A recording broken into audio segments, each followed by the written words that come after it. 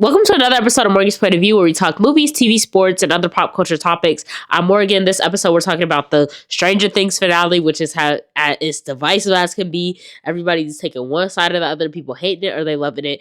And Minding Obsession, The Secret Lives of Mormon Wives. Let's get into it. So the Stranger Things finale, I would say like authentic. They're not authentic, but it was a different type of experience. I went to the theater for this. I went to AMC theaters. They were showing it, and I think it made like 28 million in box office. So it's kind of a weird thing for Netflix to make money at the box office because of the way they think about movie theaters and stuff like that. But I had a really fun time. Like, it was a good crowd. They weren't really talking loud over it, but like when there was parts that you needed a reaction, they gave a reaction. And so it was fun. And so that definitely colors my experience. So that's just my overall thoughts on it. I liked it. I thought it was good. And I was confused because I had saw the online reaction first and then I went to go see it. And usually I don't like to do things that way, but that's just how the cookie crumbled on this. And it was good to me. So I was confused at the reaction, but at the same time I just understand it because the 3 year, I think it's 3 to 4 years, the wait between season 4 and season 5 was just so long that I don't think anybody really would have been happy with this finale. That's just the game you play by waiting this long to release something.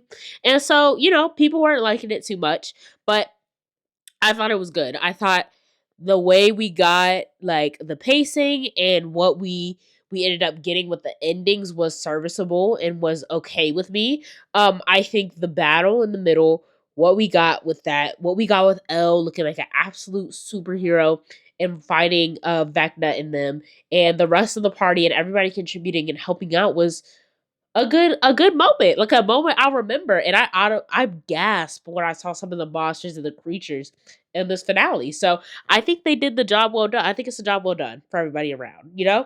Um, I think I liked the way that there were road bumps. There wasn't too many road bumps actually, but I think again it's a 3 year wait, so they're not gonna give you too many road bumps. But um kind of getting into spoilers, kind of what Hopper did kind of deterred them a little bit. And I thought it was well done and well placed, and nothing really didn't make sense to me. You know what I mean? So the acting of the show gets a lot of flack. I don't think it's that bad. To be honest, I've seen way worse. So it doesn't really matter to me. I don't really care that much about that, to be honest. There's some moments where you do go, ooh, maybe I should have took that again. Maybe I should have took that line again. But it didn't really do too much to me one way or the other. The look of the show is actually what I really wanted to talk about because I think it looked amazing in the theater. Just the look of it, some like wide shots, the way everything, the color of it looks really nice to me. And so they got a whole bunch of money for this, so it paid off in the way that it looks. Let's go to 11 because I think she really is the star of this. um how do I want to say it? Like, 11 is the star. She is the star of the show. She is this was about her. If you go back to season 1, it really is about her and Will. And so 11,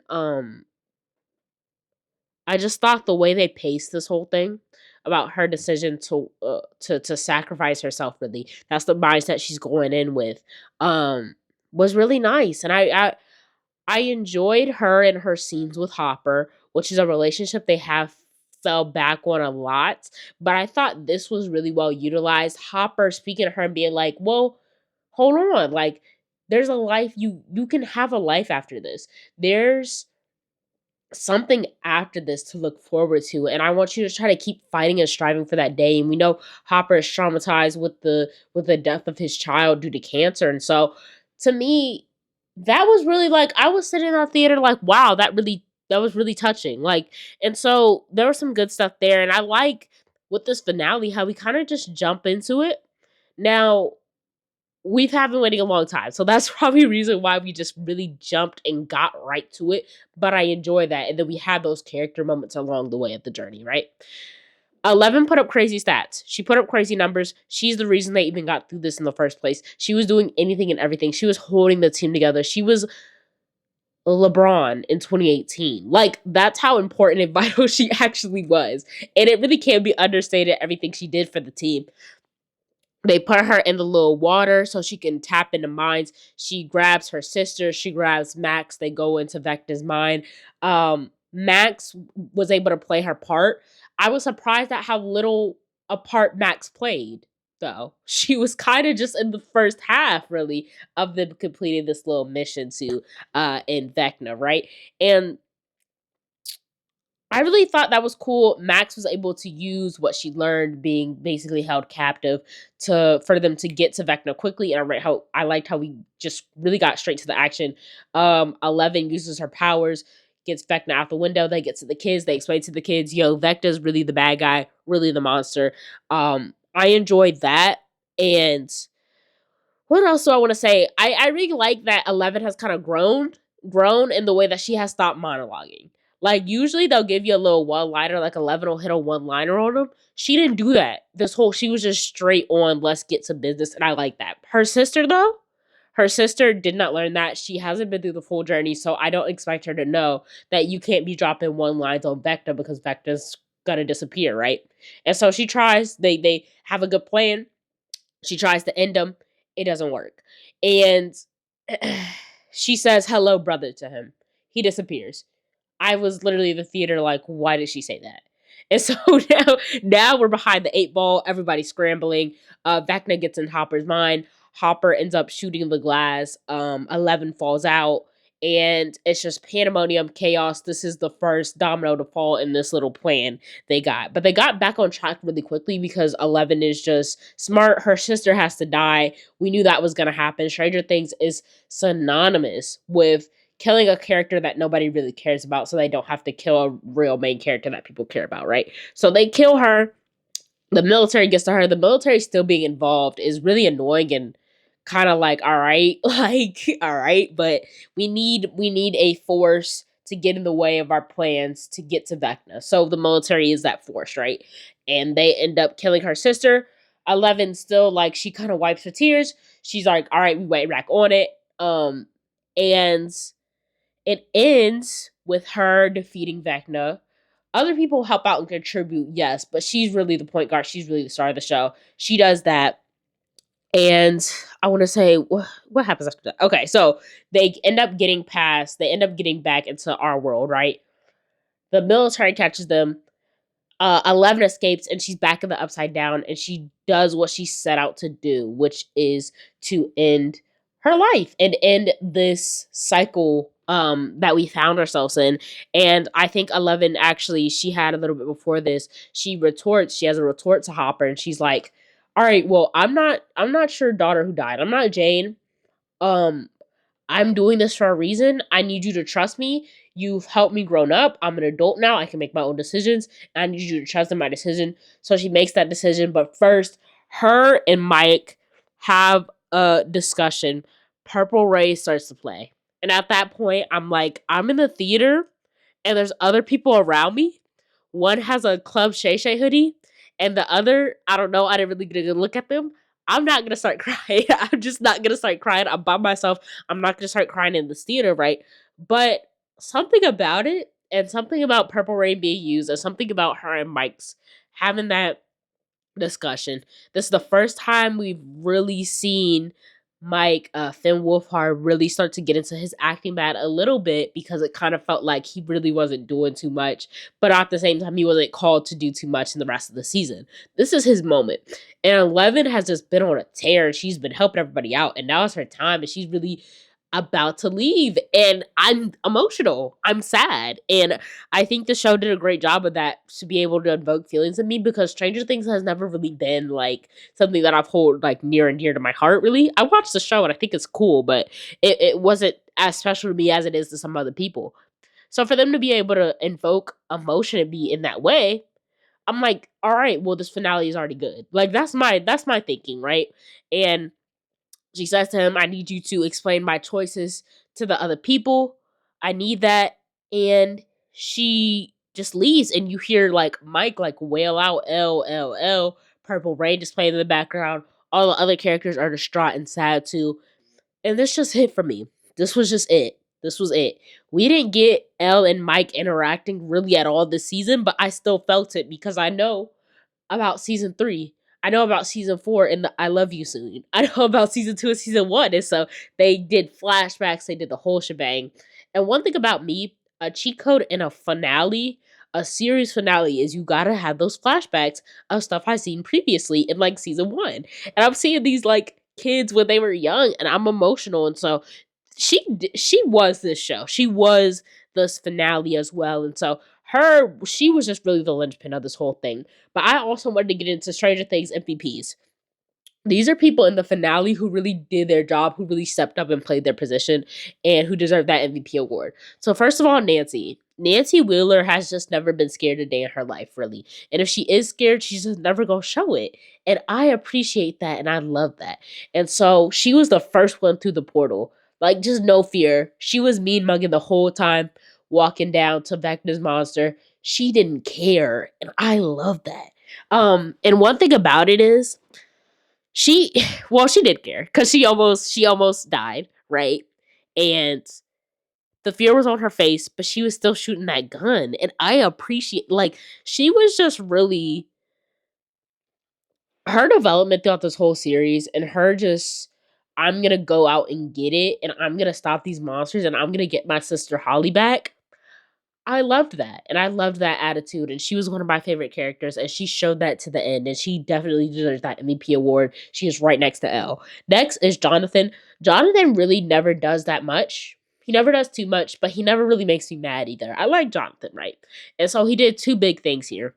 Number one, he saved Steve from falling, which I really think they should have killed Steve off, honestly. If you really want to get into my nitty gritty, I think more people needed to die in this, honestly. But I'm cool with him not dying too. Like I love Steve. So he saved Steve at the beginning of this episode. We're getting to the third act. Well, this is a 2-hour thing, but the climax of the battle, right? And Nancy's in trouble. She's pinned down. Looks like she's gonna be eaten by this huge monster with like 8 tentacles, and it looks crazy in the theater. Jonathan gets the flamethrower on his skin. He basically throws the first real punch from up above and saves Nancy. Like, you gotta give him his tens here. And he deserves an MVP. Will deserves an MVP because he stopped Vecna from like unleashing his full power. He is like tapped in with Vecna, so he's able to stop Vecna with his mind. That was cool. I had fun with that. And yeah, so he has to be on this list as well. 11, we already know. Holly, I was impressed with her leadership. She's just a child trying to navigate this. Vecna is a weirdo, and she's got to get these kids out into the mountain or into the canyon, the mountain, the whatever. It's a place where Vecna can't get them right, and Vecna is just I don't know. He's just first of all, he's not really real. He doesn't really want it enough for me as a villain. But he did try to get through the canyon, which we thought he couldn't go past because of his traumatic memories. But he pushes through. He gets through. And what does Holly do? She's like, all right, y'all, we gotta escape. She gets the kids to escape. She gets them down into another little cave or whatever, and she fights back. She literally gets something and like scratches him. Now it doesn't really work, and she ends up getting like I don't know. I don't know what ends up happening to her. She like gets thrown down and stuff like that. But she did that and she contributed and she tried her best. And I appreciate that a lot, right? Um, who's next? Joyce, she ends up killing Vecna, and I thought this was a really good move and a really poetic move because Joyce is the beginning of this. In season 1, it's her kid who goes missing, and she has to go. She's looking any high and low and anywhere to try to find this kid, and the show is really about her. And so for her to end up in this final battle to kill Vecna once and for all with an axe, while everybody else has flashbacks of what happened to them, I loved it. I thought it was great. Like I really think when people like stop kind of being mad that this took 3 years and this is kind of the ending product of it, and when they really look back at some of these moments, they'll be like, yeah, that was fire. Like I think Joyce doing that signifies a lot. It signifies her moving on, releasing what happened to her and what happened to Will, and that's something she held on to all the way to season 5, right? and it signifies her kind of being reborn and living this new life, and everybody else too. But her getting the final shot is amazing. So those are my MVPs. Now I'm gonna go over the rest of the core four, the rest of the kids. Dustin didn't do much, but I love Dustin, so he's good regardless. He did help in the killing the monster, so he's cool. Lucas saved Dustin, so that was cool of him. But it feels like his real mission was just saving Max, and he already did that before the finale, so he didn't really have much to do either. Max was a heavy presence at the beginning of the episode, like I said, but after the connection was lost, after Hopper did that, she was kind of just like, what is she gonna do? So she kind of wasn't really involved with it. And then Mike, he didn't do much, but that ending scene like really moved me. Well, not even ending. That was like the middle of this thing. It was 2 hours, but that scene with Elle really moved me. So I'm gonna go over everybody's endings, right? Mike ended up being a writer makes sense. It makes a lot of sense actually, and I think he's gonna be traumatized for the rest of his life. Obviously, number one, because well, I mean, his girlfriend died really, and he ends up making up a scenario in which she lives. Now, is that scenario true? I don't know. They all say around the table, I believe, I believe. Sure, I think the logistics are a little messed up because I think the girl, she definitely would have passed before she was able to cast that spell. Just because they took so long fighting that monster and all of that. I don't know if I believe, but I want that for him. So I'm gonna say, yeah, they make it through that. Right? Um Lucas, he just ended up being with Max, which is cool. I really feel like with Lucas, it was kind of a missed opportunity to show more of his personality, more of his likes, dislikes, dreams, hopes, aspirations. But he's one of the only black characters, really the only main black character in this show, so you knew they weren't gonna do that, right? But I thought his ending was cool. Him and Max loved them together, so I'm glad they ended up together. Max's ending likewise. Max is cool. Her ending up with Lucas is cool. Dustin going to college, still hanging out with Steve, all of that. I love that. I enjoy that so much. Will, finally being able to live his truth in his life. Um, I love that too, and I definitely saw all of them getting out of this town. Like I saw them really sticking there. Maybe Lucas and Max, but I don't really see that either. Like, so I'm glad they had that. Nancy ending up getting a job. I feel like her dropping out of college like might be shocking to some people, but I feel like she had just been through so much, and I feel like it weighed on her more than a lot of the older kids. Everybody's traumatized, so maybe it didn't, but I really feel like it's just it just makes sense. For Steve, him being a baseball coach makes perfect sense. He loves teaching kids, and that was something we learned about him throughout this whole process of having to basically babysit Dustin and them. And so, him being a coach and a teacher makes perfect sense. Jonathan trying to shoot movies makes sense. He always loved stuff with the camera, stuff like that. Um, Robin, doing her thing, being in college is really cool. And them promising to meet up once a year or once a month, they said.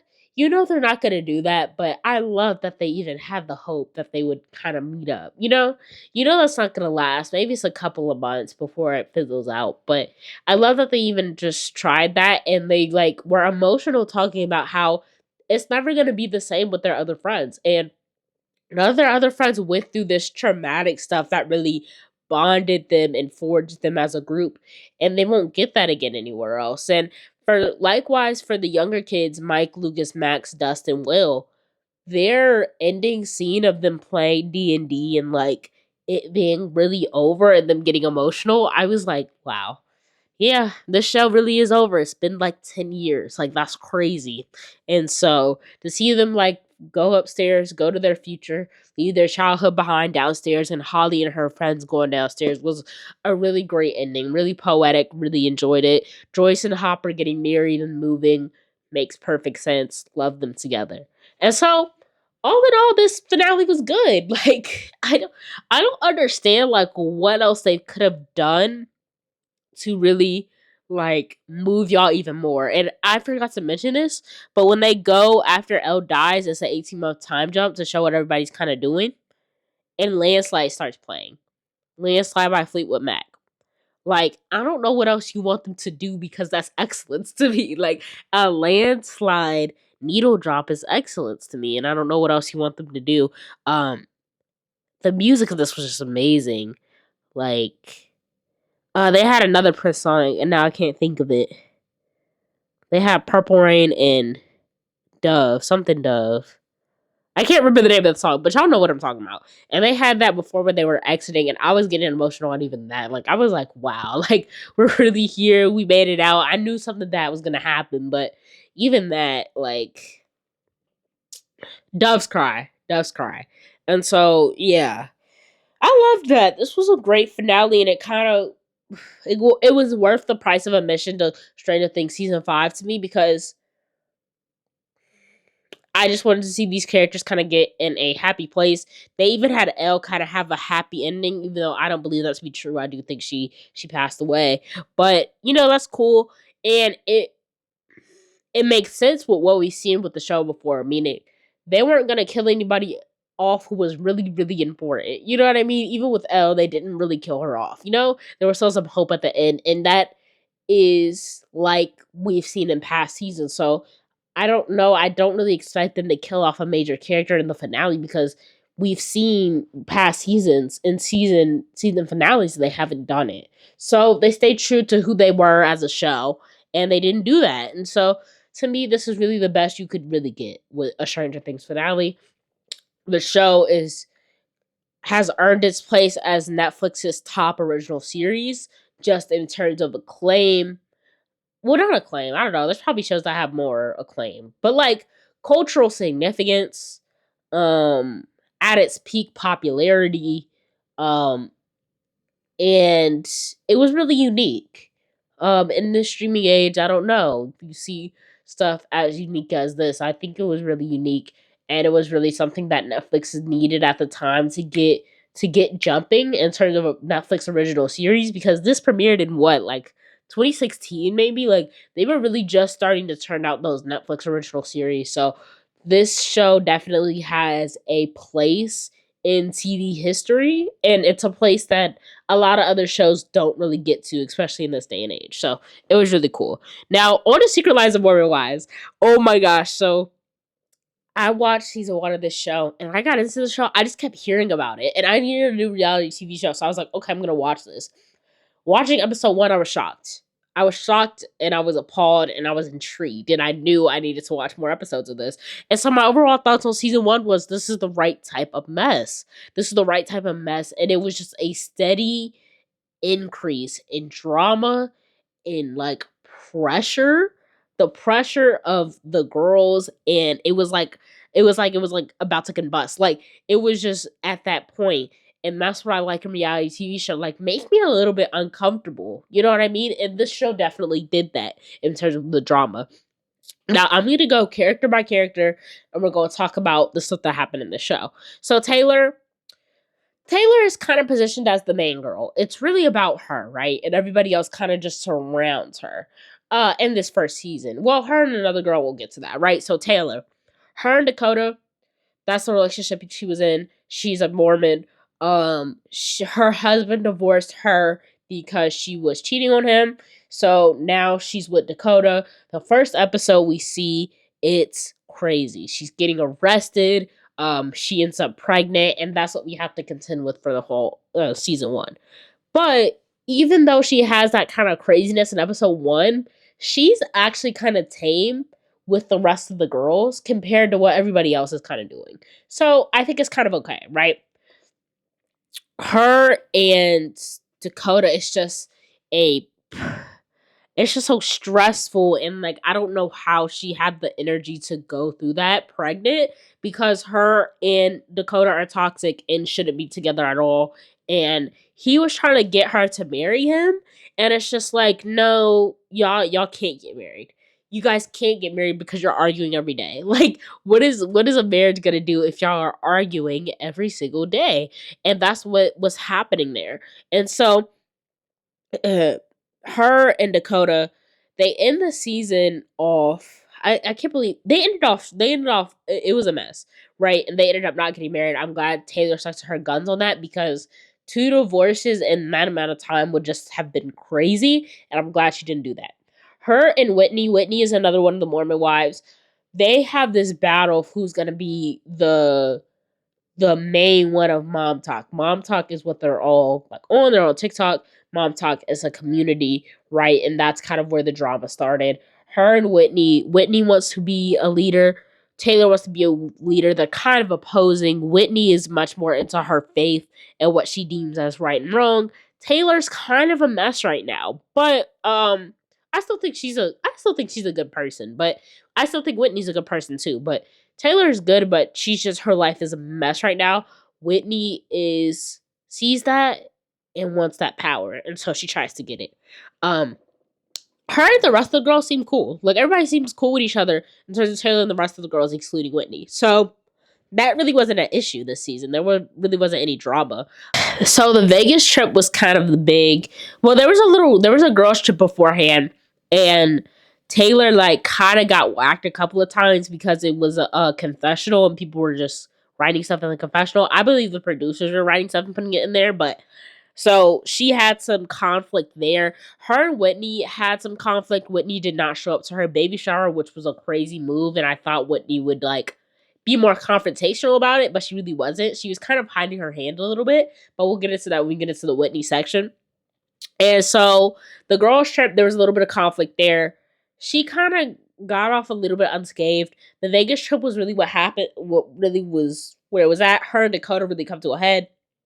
She goes to Vegas, which Dakota did not want to happen. So he tags along too. They get into a fight. It's a big fight. A lot of stuff happens. And that's when I feel like Taylor really makes up in her mind that she doesn't really want to be with him. To me. She still tries to drag it on into season 2. I haven't been watching season 2 and she still trying to make it work, but that ain't working.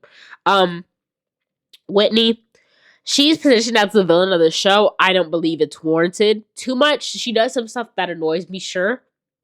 Um, she she's weirdly not confrontational, but she does stuff that makes you think she's gonna be confrontational, if that makes sense. Like she does stuff and she kind of hides her hand and she doesn't want to confront it. Like the beef with Taylor, I just wish she would have just went up to Taylor and it's like, here's the issue. She says she feels like she didn't need to, but I felt like you did need to have that discussion because Taylor was under the assumption that y'all were tight. So you do need to be like to that person, be like, yo, this is why I don't want to mess with you. This is why I don't want to hang out with you anymore. And I wish she would have done that. But I felt like some of the hate was unwarranted, and some of it was used as a stepping stone from the other girls to get into her level of importance on the show. Like they used it to kind of climb up the ranks a little bit. And they said they didn't like her because she like talked behind people's back, but everybody in the group does that. Everybody in reality TV does that. Like that's what you do. So I'm never gonna get mad at somebody for that. Yeah, the other girls hating her, I just felt like that really wasn't real. But there really was animosity. Everybody really did hate her. So it was kind of just weird. I was kind of mind boggled because I'm like other people around you who you're all tight with is doing that, but her not showing up to Macy's launch of it was crazy to me. Macy is her best friend, and Macy has been a person who stuck up for her in times where she was like crying and stuff, which I also thought was weird because Whitney, you want to do all these power plays, you got to stay strong and not cry. You can cry in the car on the way back, but in these people's faces, you can't cry. And she was crying, so that was a knock for me, honestly. You gotta hold in those tears and you got you got to like you're in the heat of war basically. Like you're exchanging like words with these people. You're in enemy territory, low key, it was a girls trip. Like you have to stay strong into the car. And it was a girl's birthday. I can't Michaela. And she was crying at the dinner low key. And she had to take a step away, like, no, don't do that. And so she always gets a knock on me for that. But Macy was sticking up for her. And so Whitney and her not going to that launch event was I didn't like that. You need to go to these people's launch event. She was there for you the whole time. Let's go on to Demi. Demi is the person who I'm referring to who uses Whitney as a stepping stone, meaning she gets directly in the conflict of Whitney and Taylor to submit her position on the show. And it's effective. She is very confrontational to the point where you're uncomfortable. She does not care. Like, she really doesn't care at all. And I really want to get into her psyche and the way that she thinks and her backstory. They haven't done that yet. I know they will probably. But there's a reason why she's like this. There definitely is a reason why she's like this. Um, but I have to commend her in her game of using. You're not featured too much. People really not coming to see you. They're coming to see Taylor or Whitney, but you use that opportunity to get yourself a bigger piece of the pie and a bigger piece of the show, and now you're a featured act. I respect that. I respect that a lot. She's great at stirring the pot. She's the one who brings the confessional in. Um, and she just does stuff here and there that she knows will rile stuff up. And you need people like that on a show. Um, her age gap with her husband is a little uncomfortable for me. He's like, what is it? It's 46 or something like that, and she's like in her 20s, maybe. And it was weird, and I was side eyeing it, and we really didn't go too much into it. And I hope we do a season 2. So that's Demi for you.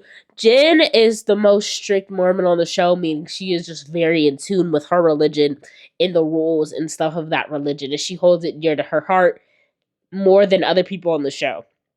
Now, there's probably people in the world more Mormon than her, but she's really Mormon on this show, right? And her husband, it's weird over there. It's weird over there. It's a little bit controlling over there. In season 1, that's what we saw.